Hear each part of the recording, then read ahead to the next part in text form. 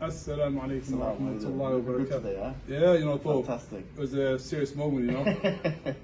Now you come back after discussing with Mr. Moral Quandary himself. Money over morals. Seriously? Piers, that's what we call it. I would never guessed it. Mr.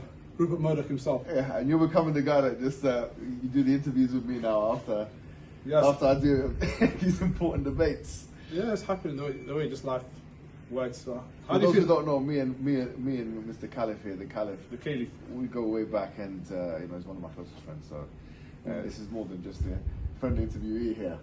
No, I'm also friendly. Yeah. To an extent. So how do you think it went? Let's get down to the crux of it. How do you go? Look, I used to think of debates as more of a science, but now I think of it more of an art form. Okay. Now, whenever any art is being produced, there's going to be people who like it and who don't like it. There's a great degree of subjectivity to it. Mm-hmm. So I think people clocked what I was trying to do. What I was trying to do was I was trying to give these guys a taste of their own medicine and do so with a performative edge.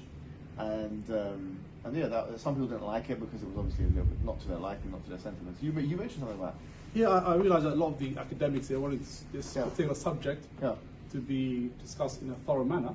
However, in my honest opinion, you're in front of a clown. If you don't mind me saying. So it's very hard to be academic because the guy's now had 12 months to be convinced to stop his moral quandary. So he doesn't really care. He's there for the money and the views. It's true. And you know what? It's not just that. It's like before when I had the first debate with Shmoli, Unholy Shmoli, I had that first debate. I remember speaking to the production team and I said to them, let's make this fair. Like, let's have 5 minutes here, 5 minutes back, you know, like a proper debate. And they were not interested in that. Piers Morgan said, this is Piers. It's all about interjection. There's almost like a Jerry Springer vibe. Entertainment. Piers made it. And they do it intentionally because they know that these interruptions and this performativity and this kind of grandstanding and stuff is actually what they need. So, okay, if this is the game and these are the parameters that, you know, I'm going to play within the game, I might as well use all the advantages that I have.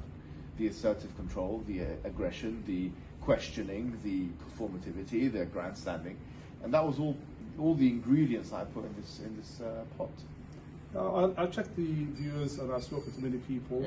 It's quite positive coming from the left, I was very surprised. Especially the non-Muslim community. People in the streets have been coming and hugging me, white non-Muslim people hugging me, saying, this is what we wanted. Wallahi, like, this is exactly what they need. This is exactly how they needed this to be dealt with. And if you do look at the comments, I think it was very, very, very positive.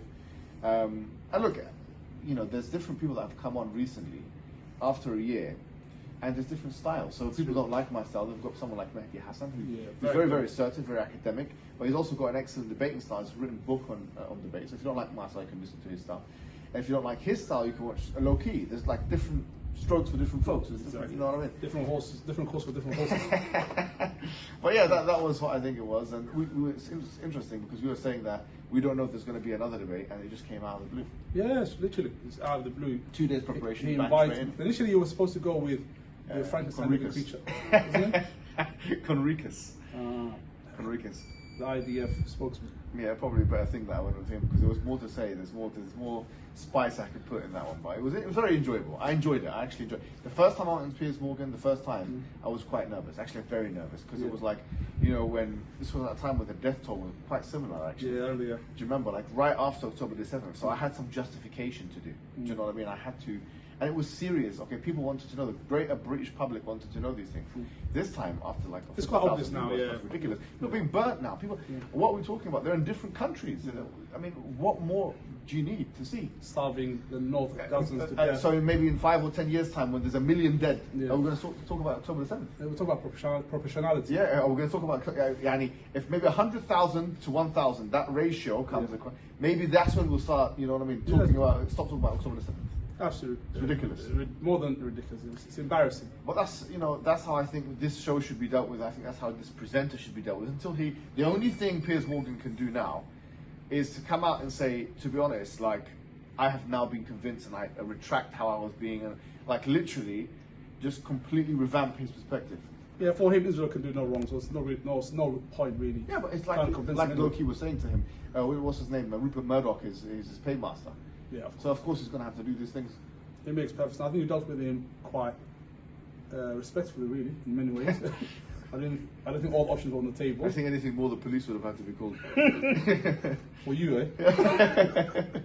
It's possible. Anyways, we'd like to thank you for your thank you. performance and keep up the good work. Assalamu alaikum. Take care.